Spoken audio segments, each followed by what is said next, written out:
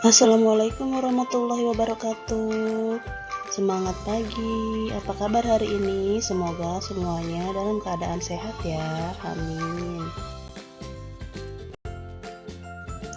Pada kesempatan kali ini, Bu Guru akan menjelaskan tentang pertumbuhan dan perkembangbiakan makhluk hidup. Semangat belajar! Nah, sebelum itu, apa sih yang dimaksud dengan pertumbuhan dan perkembangbiakan? Berikut ini penjelasannya. Pertumbuhan merupakan suatu proses yang ditandai oleh adanya pertambahan ukuran, volume, dan berat suatu organisme. Sedangkan perkembangbiakan secara umum merupakan suatu proses menuju keadaan yang lebih sempurna. Pada proses ini terjadi proses-proses di referensi sel.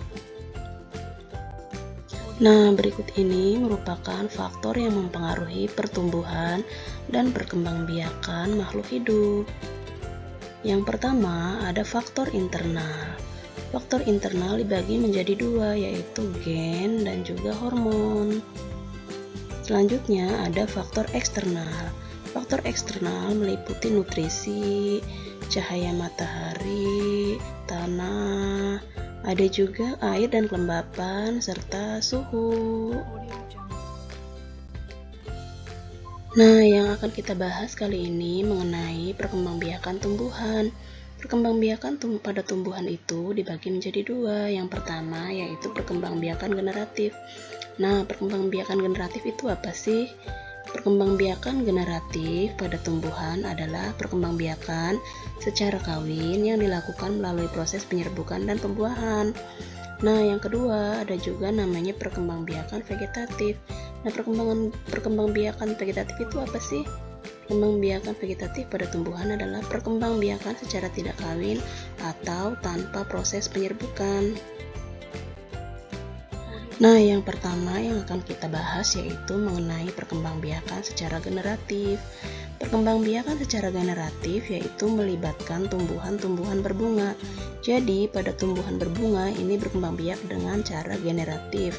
Nah, melalui proses penyerbukan. Apa sih yang dimaksud dengan penyerbukan? Penyerbukan yaitu bertemunya sel kelamin jantan dengan sel kelamin betina atau jatuhnya benang sari ke kepala putih.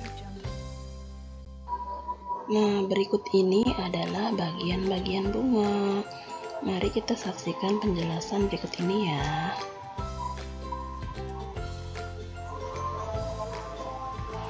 Di sini ada struktur bunga. Jadi, nanti struktur ini namanya struktur bunga. Yang pertama itu ada tangkai bunga. Nah, jadi tangkai bunga ini menghubungkan bunga dengan batang. Seperti yang kalian lihat, tangkai bunga ini menghubungkan bunga dengan batang. Makanya disebut dengan tangkai bunga. Atau tangkai bunga ini bisa berfungsi sebagai penyokong pada bunga ya. Nah, selanjutnya yaitu ada dasar bunga. Ini namanya dasar bunga. Kalian bisa lihat ya dasar bunga.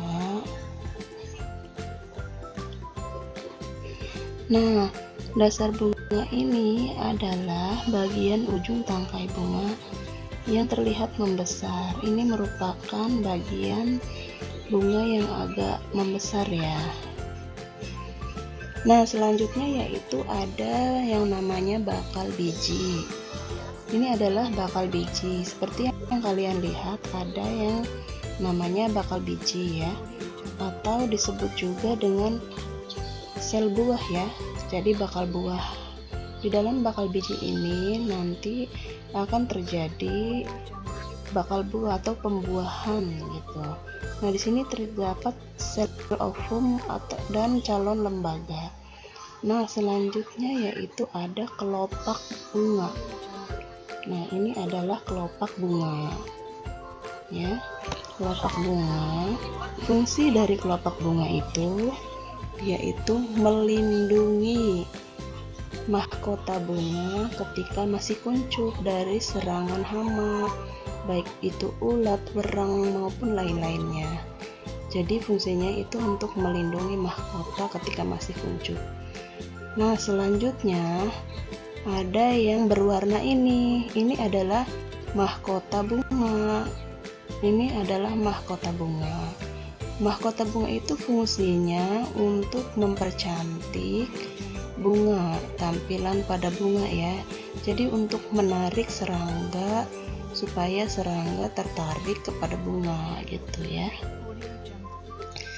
Jadi tertarik untuk melakukan atau membantu proses penyerbukan. Nah, selanjutnya adalah benang sari. Keseluruhan ini adalah benang sari ya. Yang di atas adalah kepala sari, yang di bawah adalah tangkai sari. Jadi keseluruhannya adalah benang sari. Fungsinya benang sari adalah sel perkembangbiakan jantan. Nah, jadi alat perkembangbiakan jantan pada bunga yaitu benang sari. Nah, kemudian yaitu terakhir adalah putik. Ini disebut kepala putik, ini namanya tangkai putik. Jadi keseluruhannya adalah putik ya. Fungsinya putik itu adalah untuk alat perkembangbiakan betina pada bunga. Jadi si putik itu nanti akan mengandung bakal buah atau bakal biji. Ya, seperti yang tadi disebutkan, penyerbukan itu adalah jatuhnya benang sari ke kepala putik. Jadi si benang sari itu akan berterbangan ke kepala putik dan setelah jatuh dia akan menuju ke bakal biji. Jadi terbentuklah bakal biji atau bakal buah ya. Nah, di bagian ini yang diperbesar ini adalah benang sari ya. Ini adalah benang sari. Nah, benang sari ini terdiri dari butiran-butiran halus ya, seperti ini. Jadi ini nanti yang akan berterbangan ke kepala putik, menempel kepala putik dan masuk ke bagian bakal biji dan terjadilah proses pembuahan di situ. Ya, itu saja. Terima kasih.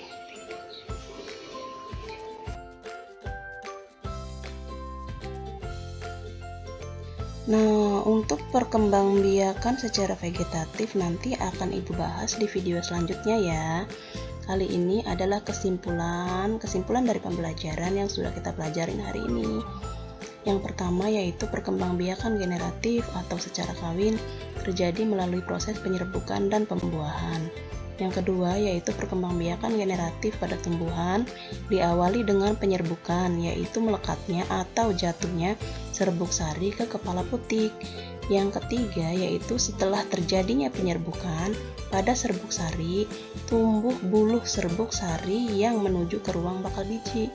Kemudian serbuk sari akan masuk ke ruang bakal biji melalui buluh serbuk sari. Nah, di dalam ruang bakal biji terjadi pembuahan, yaitu peleburan serbuk sari atau sel kelamin jantan atau spermatozoid dengan kepala putik sel kelamin betina atau sel telur. Nah, hasil dari pembuahan adalah zigot. Zigot berkembang biak atau berkembang menjadi lembaga. Lembaga berkembang menjadi bakal biji berkembang menjadi biji, dan bakal buah. Kemudian bakal buah berkembang menjadi daging buah. Lembaga yang berada di dalam biji merupakan calon tumbuhan baru.